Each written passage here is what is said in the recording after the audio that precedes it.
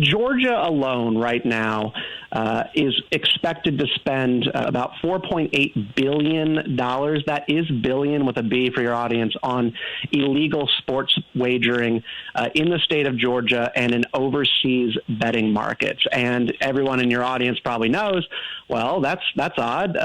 Sports betting is illegal in the state of Georgia as opposed to some of its neighbors to the north and then down in Florida. So how is this happening? So there's just a huge problem right now with easy access to overseas betting markets. One of the big sites right now is Bovada. It's based in Costa Rica. And there's a new report out from Next and Blask.io. There's some artificial intelligence-driven analytics companies that are showing that these firms are able to bring in twice the amount of revenue annually over DraftKings and FanDuel. We're talking about billions and billions of dollars because people are always going to be able to find a way to place bets, whether it's legal or not.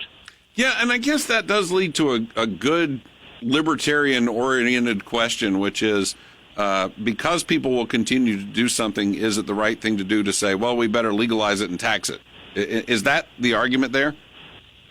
Well, that is part of the argument. I think beyond the taxes, because there is an argument to be made about tax revenue that can be brought into the state of Georgia by taxing this activity and using it to fund roads and education. I mean, Georgia, some of their most recent proposals would have brought in $70 million for education.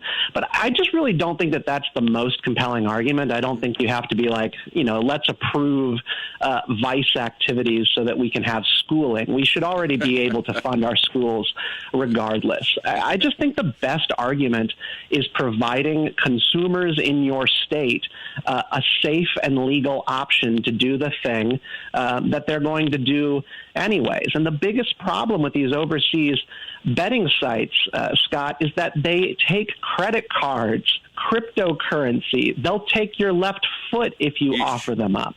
This is a real dangerous situation for people who do struggle with gambling addiction or people who are just experimenting with it. When you regulate sports betting in the states, most of the good state proposals, particularly up in New England, prohibit the use of credit cards. They require debit only, and they also include self-banning provisions so that if you're a problem gambler and you identify yourself as having a gambling problem, you can ban yourself from all the legal registries in the state with a couple clicks of a button. We need consumer protection.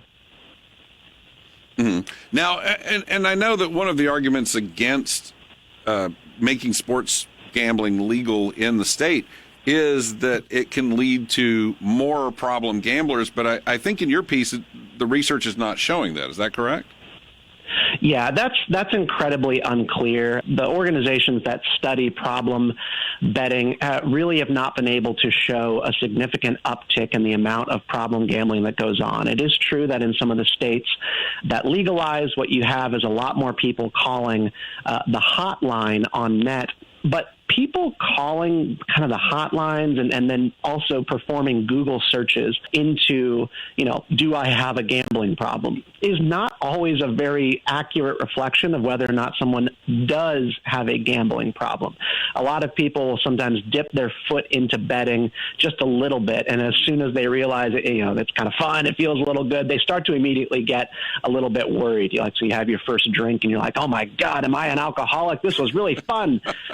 It can be a bit daunting for some people. But what we also see, though, with things like Google search results and search engine optimization is that in the states that legalize and regulate sports betting, there are massive drop-offs, almost 50% of the amount of people who are searching for sites like Bovada on Google. Like you see this in Illinois, just this huge drop-off in people even looking up illegal sports betting sites because they know what the legal options are. It's going to be FanDuel, it's going to be DraftKings. In Florida, they have like one, state-regulated option, Hard Rock bets. It becomes more obvious to the consumer how to engage in this activity safely and without going on to some sort of illicit website. You know what I find interesting is that when you were talking about the safeguards that are put in place in states that handle this in, I guess the best possible ways, a lot of the things you were talking about were things that the state of Georgia has in place for the lottery. And I would imagine that a lot of advocates for this kind of a bill would say, Georgia is already running gambling in the lottery. You can't put a credit card on but you can use a debit card for the lottery and that kind of thing. Is it hypocritical for the state to run a lottery but say somebody else can't do something of a gambling nature? Well, it's certainly hypocritical, and it's sort of feckless when you just sort of see the facts that people still engage in the behavior, whether or not you've sanctioned it. It just sort of makes the whole thing look ridiculous. Again, $4.8 billion spent on illegal sports wagering in Georgia just last year. So I think everybody's had the experience of going to a gas station and standing behind a guy at the counter when you're just trying to get some gas for your tank, and the person maybe looks borderline homeless or destitute, and they're standing there for several minutes picking, their lottery tickets that they're going to select and buy with the few pennies that they have on them, or just a little bit of money they have. We sanction this kind of activity already for people who are living on the fringes of society. But the people who engage in sports betting, by and large, do make decent sums of money to engage in this activity because they're using mobile devices and computers to do it from home. And they also don't spend alarming amounts. The average person doesn't spend over $100 a month, and that is the majority of the activities that go on. And then always at the fringes, you've got people who have a problem and need to step away from this stuff or seek an intervention. But people are already in that situation already. If you get into a staggering, 6 figures of credit card debt with an overseas betting site, you're in big, big, big trouble. And there is no mechanism for those people to get the kind of help they need when it's unregulated in the state of Georgia. What I hate about people like you, Stephen, is that you're trying to put bookies out of business. And, those guys are just trying to earn a living and sometimes a little something on the side for their future. But, whatever. Let me ask you this, because here's a concern that I have, and it's a real concern that I have. We seem to be on a path towards, and I know everybody will scream that the slippery slope is a logical fallacy, but yet it continues to happen. But we seem to be on this path where we're continuing to legalize vice, and it seems like there's a certain group of people that benefit from it. There were a number of high-dollar investors who had an infrastructure set up to legalize marijuana, and we're on the path to legalizing marijuana, and suddenly those guys are making big money. And it seems like I'm seeing the same type of thing with this infrastructure being set up for legalizing gambling, and there's a certain group of people that have already been able to invest in, because they have the capital to do so, in the infrastructure in this, and then we legalize this vice, and then, let's say we get this done, what's next? Prostitution? Yeah, I will echo your concerns that I think that there is just sort of this long march in society towards legalizing all kinds of vice and things that I think are incredibly damaging to the individual and not good for your spiritual life. Yeah. I mean, that's my personal conviction, and I do feel strongly about that.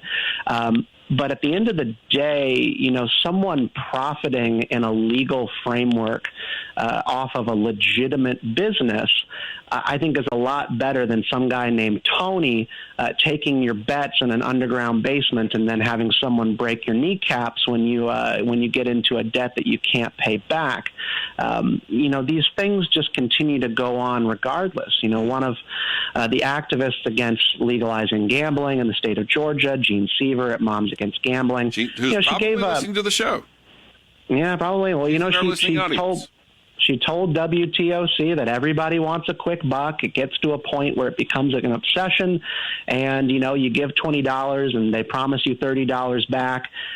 I mean, sure, this is a thing that is sort of inherent to gambling. We almost train our children to believe that this is a healthy activity when we take them to the arcade and Chuck E. Cheese to play. Like, you sort of wire people to be interested in gambling at a very young age.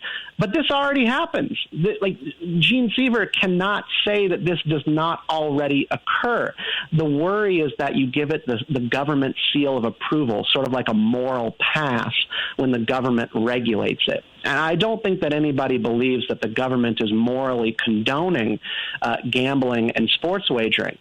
They just want to make sure that there's ways that people can do it in the light of day. Well, this is interesting. And now that you've invoked Jeannie Seaver's name, I'm going to have to give her equal time now. Thanks, Stephen. I just got a note from somebody who said, is that Geeky Stoics, Stephen Kent? Yes, it is the same Stephen Kent with a different hat on, that's all. And a different beard. So you may not recognize him. That's true. I am in disguise. Yeah, exactly. Well, Stephen, we appreciate this.